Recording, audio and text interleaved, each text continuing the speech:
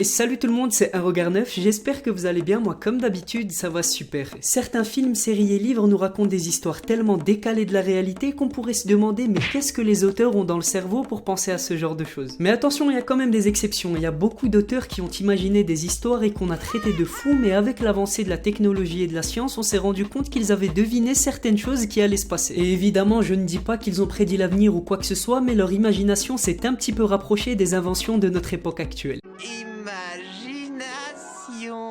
Et donc, vous l'avez compris, c'est justement le thème du jour, la team Regard9. On part ensemble à la découverte de 9 histoires de la science-fiction qui se sont, entre guillemets, réalisées. C'est parti. Numéro 1. De nos jours, tout le monde possède des écouteurs, et même si la chaîne stéréo n'a vu le jour qu'en 1977, déjà en 1953, Ray Bradbury, un auteur américain, a décrit de très près les écouteurs qu'on connaît actuellement. Dans un de ses romans nommé Fahrenheit 451, il raconte l'histoire d'une société où les gens utilisent fréquemment des coquillages marins et des radios en dé à coudre dans leurs oreilles, ce qui ressemble beaucoup aux écouteurs et aux kits main libre qu'on a tous. Et il va même encore plus loin dans sa description en disant qu'ils sont destinés à distraire l'attention du monde extérieur. Numéro 2. En 1865, l'écrivain français Jules Verne a publié son roman De la Terre à la Lune et dans lequel il décrit une gigantesque arme spatiale qui pourrait lancer des projectiles directement sur la Lune. Et évidemment, vous vous en doutez, tout le monde lisait ça comme une histoire fabuleuse et qui n'arrivera jamais. Mais un petit peu plus d'un siècle plus tard, le vol spatial Apollo 11 s'est posé sur la Lune. Et ce qui est fou, c'est qu'il avait le même nom que Verne avait dit et son équipage comportait le même nombre de membres que celui de l'histoire de l'auteur. Il a même deviné la sensation d'apesanteur que les astronautes avaient dans l'espace. Bien joué, monsieur, dame.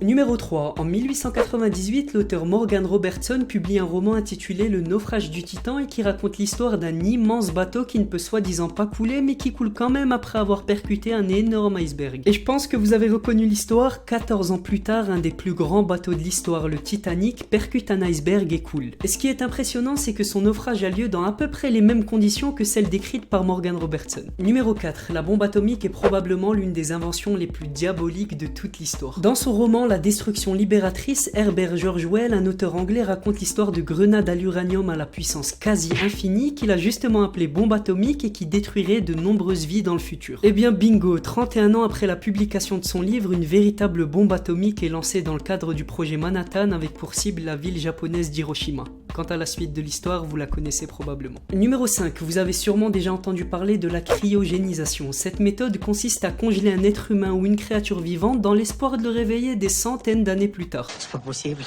Il fait au moins 8000. Exactement comme dans le dessin animé Futurama, mais sachez que même si on n'en parle que récemment et que les premiers tests sont en train d'être faits à notre époque, les premières traces de cette théorie se trouvent dans un livre de Neil Jones écrit en 1931. Dans cette histoire, le personnage principal, le professeur Jameson, demande que son cadavre soit placé en orbite autour de la Terre avec l'espoir qu'il y sera préservé à une température proche de zéro. Par la suite, le concept de cryogénisation a été popularisé en 1947 par Robert Ettinger, un académicien américain qui est également connu sous le nom du père de la cryogénisation. Bon, évidemment, pas besoin de préciser que personne n'a réussi et en règle générale, jamais personne ne réussira à se congeler des milliers d'années et être toujours en vie. Numéro 6. En 1898, Mark Twain écrit une histoire qui parle du meurtre de l'inventeur d'un tout nouveau dispositif qui s'appelle le téléctroscope. Cet objet est décrit par l'auteur comme une sorte de téléphone à distance illimitée qui pourrait créer un réseau d'information mondial accessible à tous. Et quand on y réfléchit bien, il a vraiment fait fort parce que ça ressemble vraiment beaucoup à notre réseau internet actuel. Numéro 7. Depuis quelques années, on entend parler de la viande artificielle qui est de la fausse viande faite à partir de cellules souches d'animal. Et d'ailleurs, en 2013, le premier burger à base de viande de bœuf artificielle a été mangé à Londres. Son steak pesait 142 grammes pour un prix total de 250 000 €. Mais bien avant qu'on l'invente en 2013, c'est dans un roman de science-fiction intitulé Deux planètes, écrit en 1897 par Kurd Laßwitz, qu'on parle pour la première fois de viande artificielle. Numéro 8. Dans son célèbre roman Les Voyages de Gulliver, publié en 1726, Jonathan Swift affirme que la planète Mars possède 2 lunes. Et ce n'est que 151 ans plus tard qu'elles ont été découvertes. Et le numéro 9. D'après plusieurs articles, plus d'un quart des Français consomment des antidépresseurs, des somnifères et d'autres médicaments pour le mental. 150 millions de boîtes sont prescrites chaque année et c'est sûrement dû à la pression psychologique dont on fait face tous les jours dans notre société. En parlant de ça, Aldous Huxley, dans son livre Le meilleur des mondes, parle lui aussi d'une société sombre gouvernée par la manipulation psychologique. Dans son livre, livre, les citoyens deviennent dépendants de drogues en pilules qui stimulent l'humeur appelée soma, créée pour garantir la stabilité et réduire les pensées tristes et anxieuses. Donc c'est exactement la définition de nos antidépresseurs. Et ce qui est dingue, c'est que le roman a été écrit 20 ans avant les premières expériences avec des antidépresseurs.